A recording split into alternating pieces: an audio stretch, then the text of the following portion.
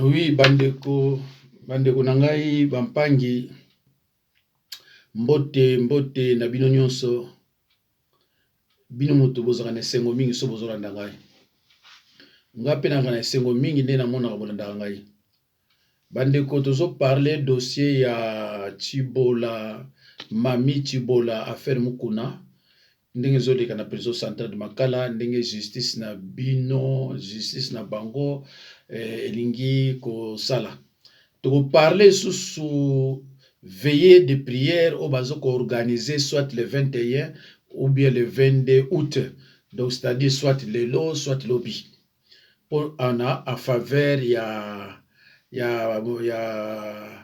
le Maradona burundais Vital Kamerhe pour abima na prison aza sokunate. Alors bandeko na ngai eza mawa na banda nanu na dossier ya Mami Chibola. C'est très important pour botal boyeba justice na biso ndenge ezo salama ezo sala bango tu wana Chibola Muluba Mukuna Muluba procureur Muluba nani président Muluba les avocats sont de Baluba. Alors c'est pour la première fois que mon a payé à boy. Alors qu'est-ce qui se passe pour Mami Chibola? Mami Chibola a remarqué que mbongo ebandi kofutama na ba juge na RDC. Alors nini ya salaki batie d'abord procès ango à huis clos. Mais pour na procès à huis clos, il faut ba raison ezala que tozo tiango boye parce que peut-être ba tanta ou bien ba boma mutu boye ou bien ba osala mutu boye tout ça. Mais raison batela kiango à huis clos vraiment personnellement na moni yango te. Kamerhe avait demandé à ce que son procès soit public, c'est-à-dire ezala transmis na télévision. Kamerhe a singaki ondengwana et puis réponse là qui mbangu avec acceptation. Mais oyo ya Chibola na nani oyo Mukuna le faux pasteur Muluba, un violeur à main armée. Il a violé cette dame-là avec violence. Donc il mérite plus de 47 ans de prison. Alors, au lieu de na télé, mais c'est impossible parce que il avait un revolver, il fallait que Tchango Batubalanda Bamona, qu'est-ce qui se passe? Alors, Nani Chibola a remarqué qu'il disait que le jugement est déroulé dans le malamute. Alors, à Salaki Nini, tant que jugement zoleka, yé azako filmé en na portable na yé. Et ça m'a bêté. C'est pas aussi pénal. Ça m'a bêté. Azako filmé en na ndenge que après procès, ako lakisa yango na batu déroulement nango ndenge ya laki. Lukola peuple Muluba, justice ya Baluba, elingi vérité te, ça devient problème et comme problème à makasi. Tant que ça enregistré ango, parmi ba juge moko monaki eke yé azako enregistré. Alors Chibola pe, Mami Chibola pe a monaki que juge wana amoni yé. Mais nous colla il ko sala d'après yé, ils ont une gravité. A continuer na yango parce que amoni que justice et bani ko changer. Baye ko remarquer, baye ko tuna ye mais pourquoi tant yo ozalaki na Mukuna obene ko filmer et tant on filmer au bois qui a moi na réseaux sociaux alors que ça m'a bé. C'est pénal. Bandeko. Mais bango ba wanganaka ke ezaka Mukuna te. Ba wanganaka ezaki Mukuna te. Mais comment ça se fait que ezaki Mukuna te? Sikoyo bolingi bo condamné mwana wana pona a balansaki na réseaux sociaux. Bandeko. Eza mawa. Mais bato ebele bazo balansaka biloko kuna bazo kanga bango te. Bato ebele bazo balansaka biloko sans autorisation bakangi bango te. Et puis ça téléphone na ye moko, c'est pas jugement ya ye moko.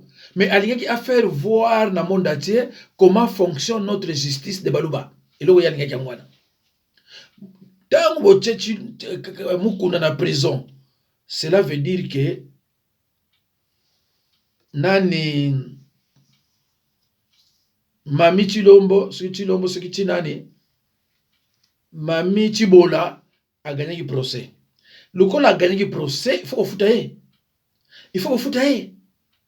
Au lieu de foute, Mukuna alingi à s'arranger, à bandi paraître, qu'on s'arrange dans la justice, comme ça, mbongo alingi qu'on foute à pesa mo ba juge. Mais ba juge ba sala nyonso ba kanga Chibola, Mami Chibola.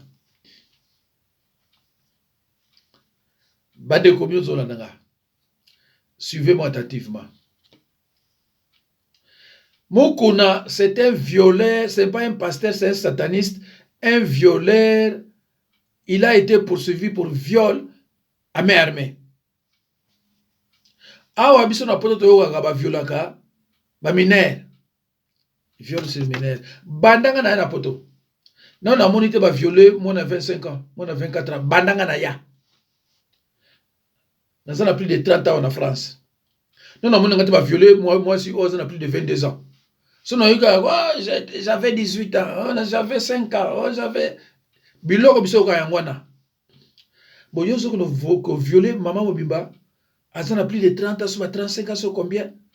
En plus, à main armée, Moulouba, Mukuna, c'est grave. Yo okono violé oyo ayeba déjà ba makamo belé o violé bozoni. O violé bozoni. Bino ba satanisme bo violaka bato baza bano baza la mineur o baza ko garder virginité na bango. Pozo ba biloko na yi. Mais yo okono violé moi c'est na ba 35 ans 37 ans o violé pour nani. Na kisasa so ke kuna bato ba kende ba ka pa na yawa ba mona ka bana ba se ba 25 à 27 ans tande ba développer. Yo sikozo ko violé moi si abatu azapena bébé na ye ozo salepe kanai oko pese mbongo alete olingi tuko obomaye ozana revolver obimisi moto et ce qui est grave mukuna ovandi olali na likolo mwana batu plus de 45 minutes donc ba 1 heure yo mukuna songa na komi place wana keba o matin na likolo mwana bato wa mwasi plus de 45 minutes zo kitate wana kindokia mukuna zana kindokia après o tient rien o peut rien. C'est grave, hein? Posa moluba. Ndebo nyoko na kabasi na bino na kananga tila bambujima ikuna ale yo ye na ngoti na kisasa. Mukuna ngana demander 47 ans de prison au fanda kuna. Et arme wana ozaki nango soki balandeli yango ba omona pe ko boma batu na butu, assassin criminel. Bongo ozo ya pe po samba o abala yemta balansaki yango na réseaux sociaux. Bongo yo lingi a balancer ngota sani. Yo sala makama malamu, olingi te ba balancer ngo pourquoi? Alors bande kuna ngai na procès wana ezalaki na makala. Procès e balukili mwana oyo nani Chibola Mami e balukili pona nini? Kaka pona a filmer. Et ndenge ya filma ki wana est-ce que ça pénal? Fallait voir est-ce que ça pénal? Et pénalité. Basali Mami Chibola nini balali si na prison. Avant-hier je crois. Balali si na prison, lobi nango ba bimisiye a ken à disposition ya ANER. Pour na ANER a fondé ben infraction tout ça pour na balandila ye à côté de prison. La justice congolaise, justice Baluba.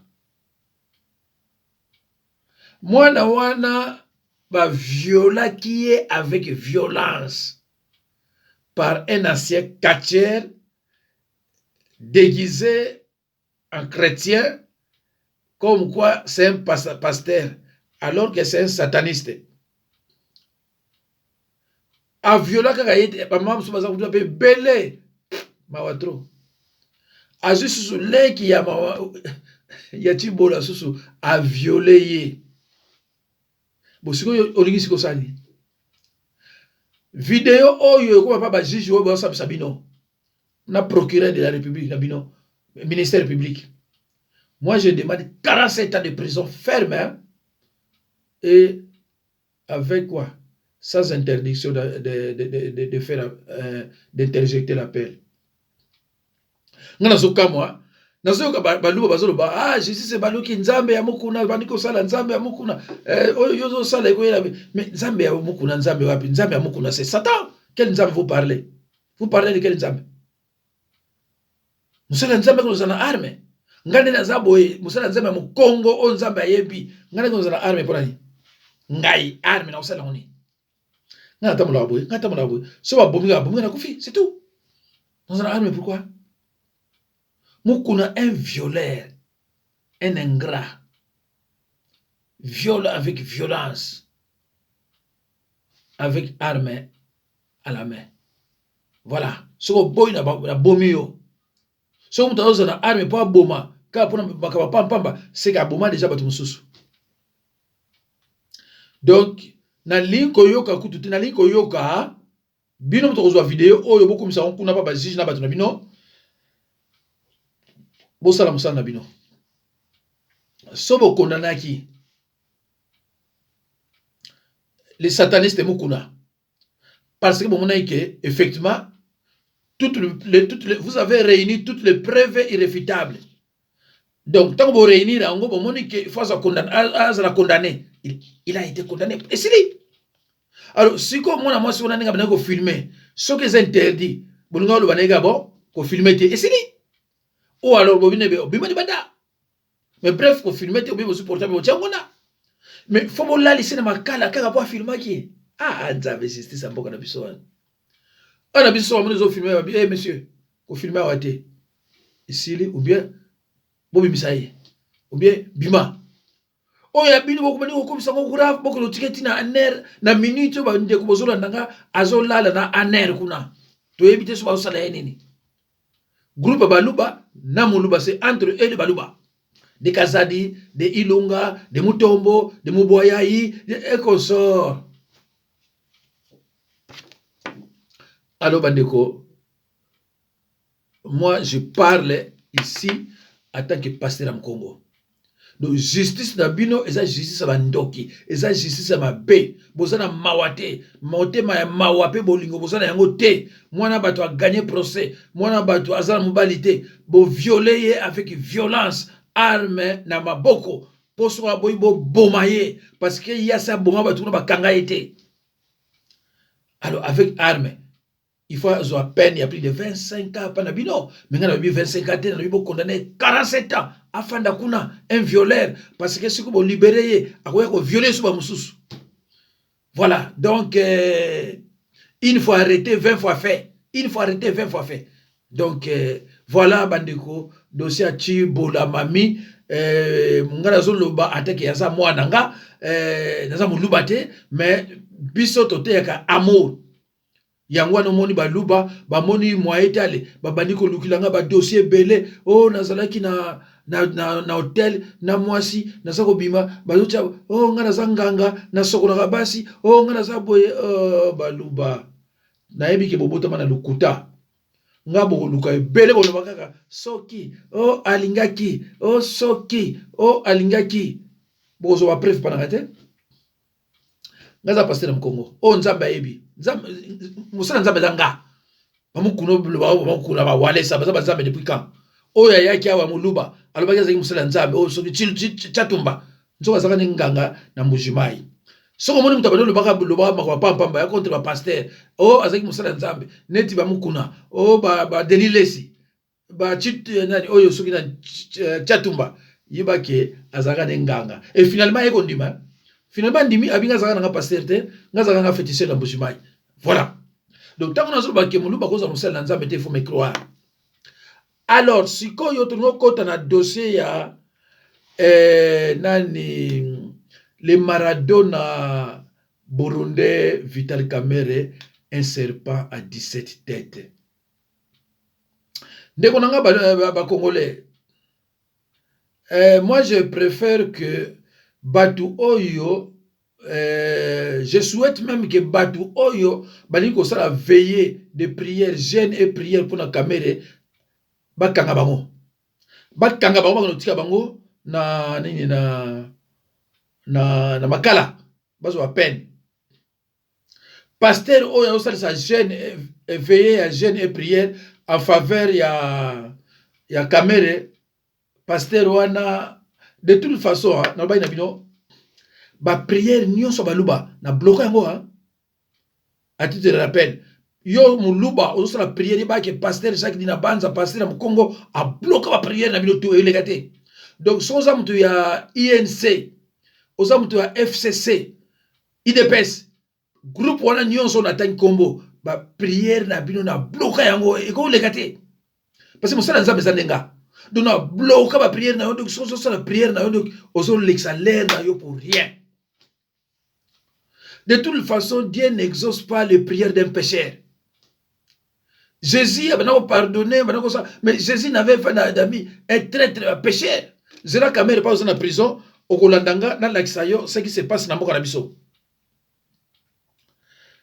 Osa Muyibi, va reconnaître ma caméra, que Osa Muyibi, les preuves, Bibi Sakiango, Olis Kolobani. Hein? Kamerhe, Osa Muyibi, un traître, un Burundais. En plus, Namboka na yote, Kamerhe. Namboka na yote. Voilà. Alors, c'est un l'action de comment Kamerhe. Avant tout à l'heure, on a boté la sco oyo. Boté la. Ndeko, eza mawa. Omoni musala baluba. Aba ndeko nanga. Musala baluba oni o. Mwana oyo bazo la Sabino, azana moins de 6 mois. Oyo bazo la Sabino. Hein? Siko Chilombo asali une année et demie 2 ans ezokoka. Tala. Donc Oli akipe musala.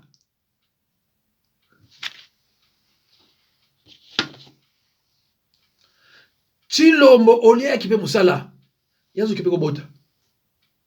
Donc tango batu bazana kivu kuna bazo bomba na biso Chilombo bazo ko embrasser. Tala président. Oli pe oyo akuti ko bota bala kisabiso aza Denise eza Denise te. Comment on est dans la suite, na pression kapela suki nani na mona kia na tanga ba komo utabata.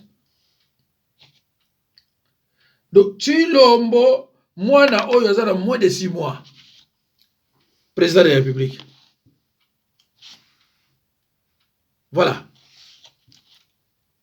Songa na lobiko ba ona Kamerhe ba za délicat sexuel pasteur na Congo fingi. Mais preuve ngo tala.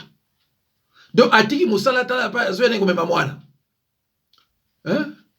Botala. Nzambe nanga ye. Mboke za kokufa di yozo wela makambo yo vraiment Chilombo. Chilombo vraiment mboke za kokufa. Chilombo yozo wela makambo susu. Nzambe nanga ye kasavu alina raison que toko sangana na bato mususu te. Na Kivu kuna Chilombo bato zo kufa.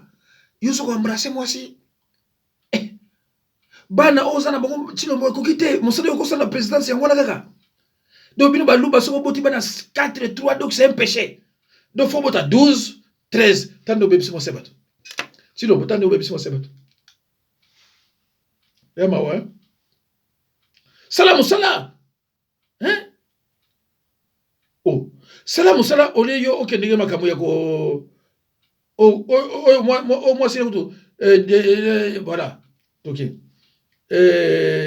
Avant tout le dossier sur Kamerhe na liana na Sabino loko. Kamerhe amona imta na prison kuna amona. Moyibi. Oui, papa, vous pouvez nous expliquer où sommes nous maintenant? Nous sommes à la 27e CMCO Kandal. Oui. À l'hôpital secondaire de Kandal. Kandal. Juste dans la salle Oh. L'hospitalisation. Hospitalisation. Ça, ce sont les lits d'hospitalisation de l'hôpital de Kandal Semco. Ok. Et vous, vous êtes qui? Moi, je suis le chirurgien Kangwango Soumetania. Infirmier chirurgien. Très bien. Merci. Est-ce qu'on peut voir la salle d'accouchement? Rapidement. Oui. Je prends l'image.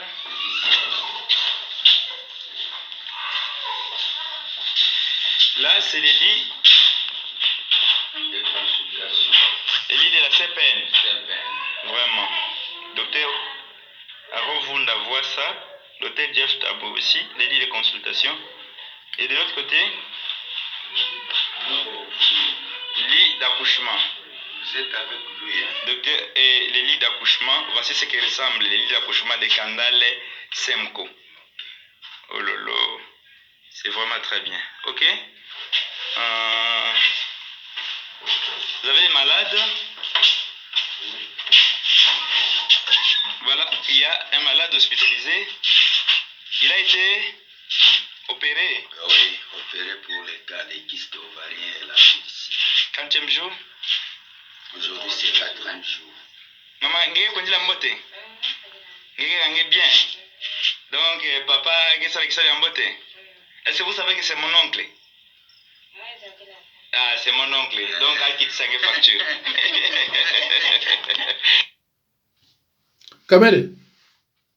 Kamere, omoni? Kamere, omoni? Oyibi mbongo ebele kamere. Ozo penser à un hôpital onate. Travaille dans mon passe. Omoni matela. Kamere oza motema ya ndoki kamere oza motema be. Omoni? Hein? Na mboka ya batu kamere, mboka ya batu. Burunde, omoni? Mbongo ebele oyibi à part oyo bolobaki ya wabenga onini oyo tilo bolobaki na Belgique awake rétro commission. Ya rétro commission nous doit to lobila ngote hein. Wona ka oya yo kamere na suki libanais mo muta pasi yo commission mutu. Omoni na bandundu hôpital, omoni ngo hein? Merci. Alors tala susu ndenge batu bazo souffrir.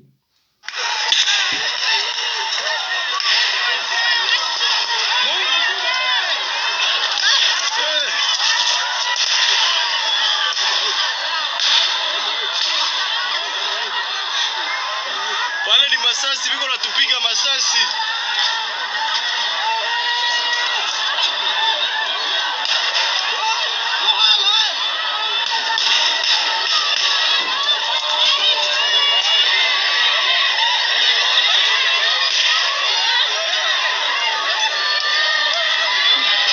Voilà, nakati yango. Kamere yolo bako oza kivusien, yolo bako oza kivusien.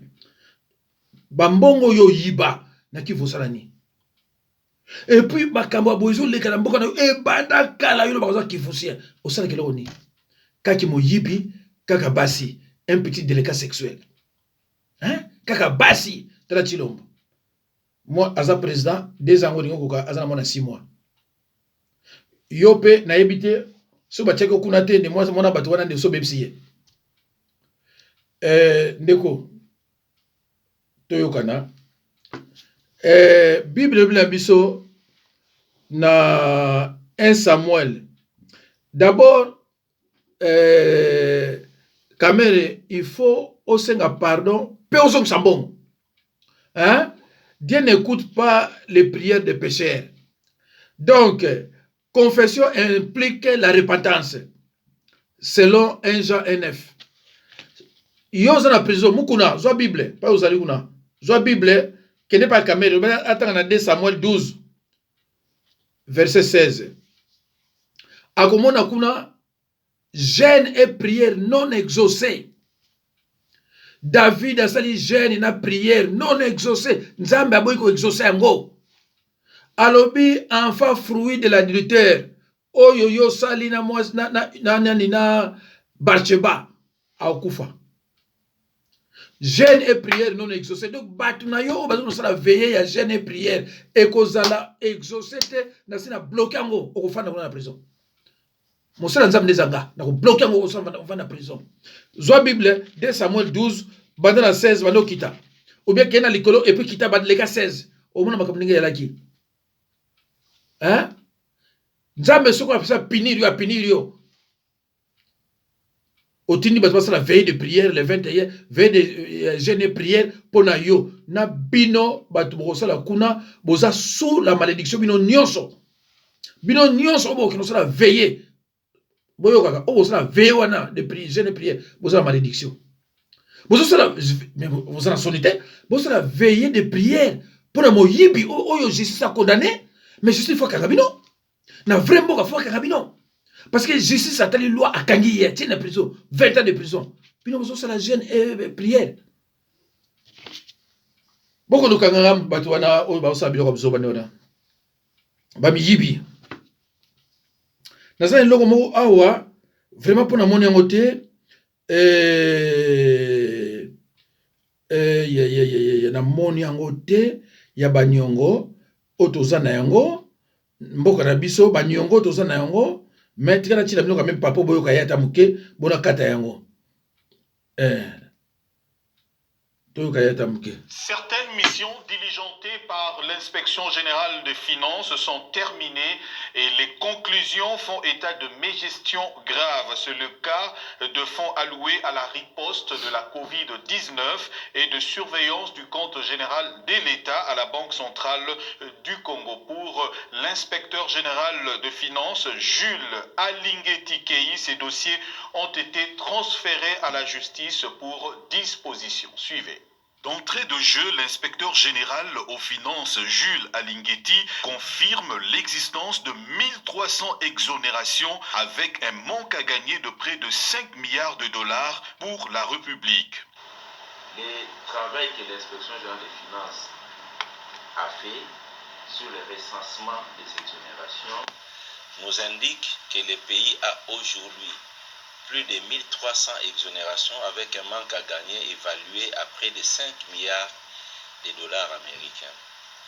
Il n'est pas concevable aujourd'hui que la Commission a recourir aux appuis budgétaires, aux aides de 500 millions de dollars, de 800 millions de dollars, alors que nous acceptons de perdre 5 milliards de dollars dans les exonérations. L'effort qui est en train d'être fait aujourd'hui, c'est d'arriver à réduire les niveaux des exonérations de manière à ce que l'État puisse récupérer des moyens. Les compensations étant les autorisations données à certains opérateurs économiques de ne pas payer le droit de l'État. Malgré cela, la plupart de ces dettes et compensations sont fausses et interdites par les lois de la République qui sont évaluées à plus de 1,5 milliard de dollars, martèle Jules Alingeti Kei. Nous avons un stock disponible de compensation déjà autorisé entre les mains des opérateurs économiques estimé à 1,5 milliard de dollars qui guettent les recettes. Voilà pourquoi le gouvernement avait décidé de ne plus accepter les compensations. Vous devez aussi comprendre que les compensations sont interdites par les lois de la République démocratique du Congo. 99% de produits de la fraude et corruption profitent à moins d'1% de la population congolaise, des personnes intouchables. Alors qu'en 2014-2016, sous Matata Mponyo, le taux de pression fiscale était de 14%. Aujourd'hui, le taux est descendu à 9% à cause des exonérations et compensations, déplore-t-il. Bandeko, tika kata ngodano, na kata za makama bien tika kata bandeko nanga 5 milliards, il faut na caisse à l'État, mais ils ont une exonération. Soko landi biloko wana Kabila zanakati, Zoé zanakati, Bougera zanakati, Olive Lemba nakati. 5 milliards. Donc, bambongo bazo ba caméra, de bango ba mo rien, caméra pas mo rien. Parce que omoni oyo pe nanyo yo oazo makambo yo osere banquete wana na ba ba luka ba bomaye.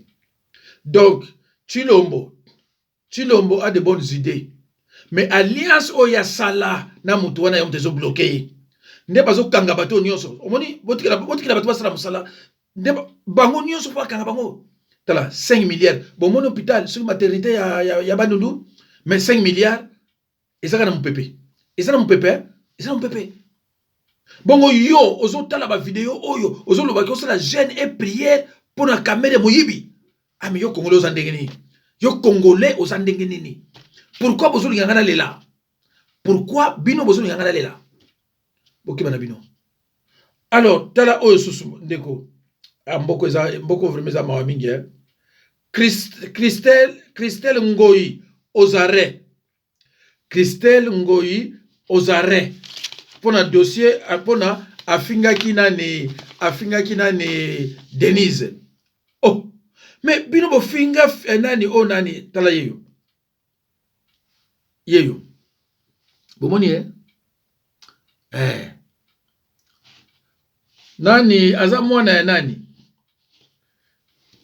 La fille de Ngoyi Kasanji. Bauti okangaye na yebite so akia déjà na prison. Voilà. Kombo na ye bon, ndeka na lobi comme ne Christelle musuna moni ngote. Voilà. Na komaki omene pa na tia ngote. Ndeko na ngai bino bo finga mwasi Kabila. Combien de fois? Bon ba fingi siko Denise, faut ba kangaye fasa abaluba bino na bino bozo bomana bino na bino bozo bomana. Parce que moi si on a Denise za rwandaise, nous ba fingi na congolaise, alors faut kangaye. Mais Olive bo finga na bino baluba na bandenge koki, Mobutu bo finga na bandenge ba kanga bino te. Oyo so comme tasali ka bokangi ngai bolingo porter na plainte. Là ni soki petit odombo bolingo ko bomaye. Mais c'est quoi ça? Petit bato abimisa nzembo ndenge ba nani ndie balu batondi si Kinshasa tout ça ba na bane belé ba aussi comme plein à plein. Petit wana kima na ko se retrouver sur na ndulu so par rapport na bino. Bande ko ngai eza mawa. Tikala luka même kombo ngo ya mwana mwasi oyo bazoko kangaye pona azaki na kanda afingi mwasi ya nani ya Chilombo. Oh ye aza première dame. Nga aza première dame. Pourquoi yo kino finga ngai? Voilà. Donc première dame, biso tozo reconnaître ote maman que yo za première dame. Donc première dame ya bino na bino kuna etali bino. Voilà. Alors bandeko kombo na ye Bulumbambu Ngoyi Christelle. Voilà. Bolu Mbambu Ngoyi Christelle aux arrêts. Voilà. Fille de Ngoyi Kasanji. Bango na bango baluba bandeko na ngai. Bango na bango baluba. Voilà. Do bandeko na ngai. Merci. Natiki bino nzame pa mbola bino. Lobiso na zana courage na saso le roman pour na biloko etikali.